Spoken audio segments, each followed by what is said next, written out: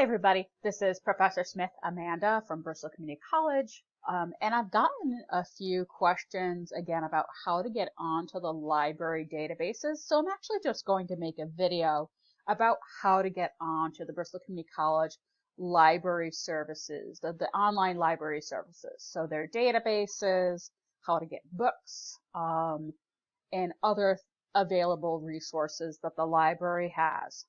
So there's two ways to get into that. The first way is through the main Bristol Community College webpage, www.bristolcc.edu. So that's the first way. So go into where it says Learn at Bristol and click on Library. So that's the first way about how to get there. The second way is to actually be on Access BCC. And it's going to be, so right now the page is a little bit different. So right over here, you might not get this view, but over here where it says College Resources, that's where I need to go in. So if you don't see it at first, so if you don't see it at first, make sure that you click on this thing right here, okay? College Resources. And it's going to be Library Services right here. Okay, so that's the other way. As we go through this video, pay careful attention to the tabs up at the top. This is going to help you keep organized. All right, so I think I already have the tab opened up. Well, I have the tab already opened up right there. So I'm going to go back to this tab right here. Okay, all right, so the way that this page is set up is, so if you go over here to the quick links, this is the quicker links right here. So we have books, articles, videos, music. So we have our catalog that you can use to search for physical books. Once we have things up and running physically on campus, you can definitely take out physical books from our library. Just make sure that you set up a PIN number at the front desk at any library that you have, you use the most on our Bristol Community College campus. This next tab, I think, is the most important one. This is the way to also get into our articles and databases. You can also do that up here as well. Easiest way, though, I find, to go into the databases is just down there. You can search it by subject or A to Z list of databases. This is going to give you basically a full list of pretty much all of our databases that we have access to here at the college. My personal favorite is right here, Academic Search Premier. It's called EBSCO. So I already have EBSCO opened up right here. So this is what it looks like. So there, I highly recommend if you're going to search for something, do an advanced search, because then you get a lot of different options. You can fill in the date that you want to have had that thing published, whatever you're looking for, full text. If you want peer-reviewed journals, remember we mentioned that peer-reviewed journals are when someone in the same field as the writer who wrote the article has taken a look at the article and peer-reviewed it, and double checking their sources, double checking the logic, double checking to see if they did the research properly. References available, that's for if that's to make sure that the writer has included all the references that they might have used to write whatever article that they wrote. So this is one of the first ones. I'm just going to do a quick Harry Potter search. Put quotes around it to ask the system to put those two words together. But the problem is you're going to see it in a moment, is that I got 5,473 articles about Harry Potter. So over on this side, this is where you can control exactly what you're seeing. And if we haven't talked about this in class yet, we will be going over that. But these are just the basics on how to get onto the different databases. Highly, highly recommend using these databases. These are free for you to use because you are a college student here at Bristol Community College. The other resource that I really, really like is eBook Central. So this is going to be under E. It's going to be the second option. And any book that you see in eBook Central, you're automatically able to read it in the browser. You can download portions of the book but because of copyright issues, you won't be able to download the whole entire thing as a PDF. But you can, if you see it, you can read it right in the browser. And I actually recommend reading it in the browser. So I'm going to do my search again, Harry Potter. I already have something that I've searched for already. So one of the books that I usually look at, so let's say Critical Perspectives on Harry Potter. And it gives me a description of it.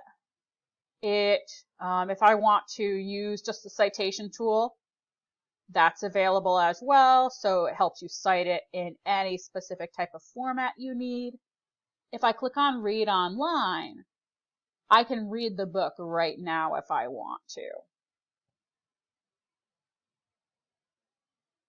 And because I am logged in, I actually logged in earlier. So when you're going into any one of these databases, it's actually going to ask you to sign in because this is going to be remote access for you. Make sure that you have your 900 number with you. That's going to be the way that you log into these systems.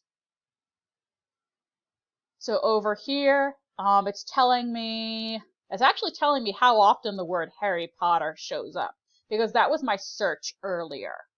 So I can set it to search for any specific word in this book. So if I go over here, book details, it tells me online allowances. How many pages can I copy? How many pages can I actually print? Over here, it shows me the organization of the book. And if I click on this, it's going to actually take me right to that section in the book. Over here, see my annotations.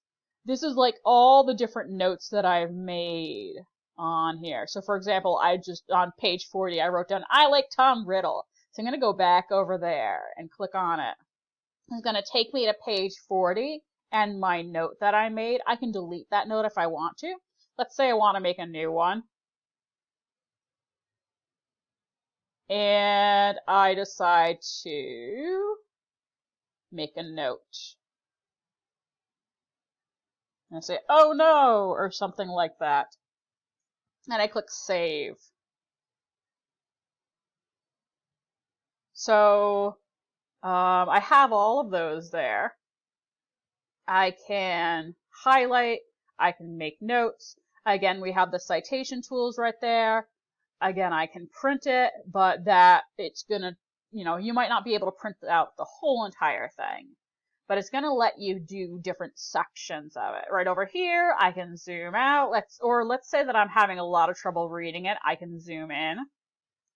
Over here, I can scroll through the different pages. Over here, I can actually enter a page. Let's say I want to go back to page 1, if it works. Yes, it worked. Okay. Over here, any other books that I've made, like I can save, like different books that I really like. Over here where it says add to bookshelf. So let's say I really, really like this book. I can click on add to bookshelf. And if I go over here, it's going to show me all the other books that I have saved. So I got Adventure Time and Philosophy, the Handbook for Heroes right there. And it's going to show me my notes right there. So if I click on my notes for that book, it's automatically going to take me into the book. And I can click over here and look at what apparently I made a note about that. This book is cool. So that's one of the resources that I like a lot. And again, there's a lot of really interesting books available there. The other one that I really like is Global Issues in Context. It's going to be under G. So Global Issues in Context. So I haven't been here today, so I'm wondering what things are being featured on the main page. What different issues, different current news. are going to be on here. So, yep. So we have any new things or any new articles concerning COVID-19, the coronavirus will show up here. And it doesn't have to just be just news in general about what's happening. It could be different viewpoints, different opinions about the virus, different articles from all over the world. So it has a mix of different things. So just be cognizant of the fact that not all the information is going to be unbiased, but it is a really interesting website to look at when you are looking at different issues and different viewpoints and different points of view. So if I click on browse issues, it gives me a list of all the different issues that have been written about on this website. But again, they're not written directly on the website. It's a website that kind of pools different articles from different newspapers, different magazines, different journals, and this is kind of where they can congregate. So that if you're looking for different things from different areas or different parts of the world that are written about these issues, this is where you can go. And it works similarly to like you can do your search right here. And this is actually through, I think this is through Gale. So if I click on change, yeah, so I've changed databases right up at the top. These are all the other available Gale databases that we have access to. So for example, New York Times. And you can search for different articles from the New York Times. So again, Global Issues and Context is right from our Gale databases. Another database that I enjoy a lot, and it will be the last one I talk about, is called Films on Demand. This will be under F. And Films on Demand, you can have access to a lot of different educational documentaries. I don't know if you ever tried searching for a documentary on YouTube, but oftentimes what happens is either, let's say PBS will put maybe parts of a documentary on YouTube, but not the whole entire thing. They'll only put down different sections of it. So Films on Demand will have the whole entire documentary. Probably not all documentaries, but it will have, it has a whole list of different documentaries from different producers. If I look at over here, I can browse by subject. I can browse by category. I can also look at different producers. So for example, I mentioned PBS earlier as an option. So I'm actually going to go to, if I can find it here. Yes. Yep, so it's right there. So what I just did is I did Control F on my keyboard, and I could actually go up here into the search bar to find it. So PBS, if I click on this, I can see hundreds and hundreds and hundreds, and probably thousands. Yeah, so thousands. Look at that, how many results right there. So what I would recommend, again, is doing some kind of advanced search up there to make sure that you're getting the content that you want. And again, this is all free for you because you are a Bristol Community College student. If you're in my CSS class, we're going to be talking more about these databases when we have class remotely on Tuesday and Wednesday. For the English class, I've already introduced some of these websites to you. And if you're ever wondering how to get onto these websites, definitely look back at this video. Everybody stay safe and have a great day.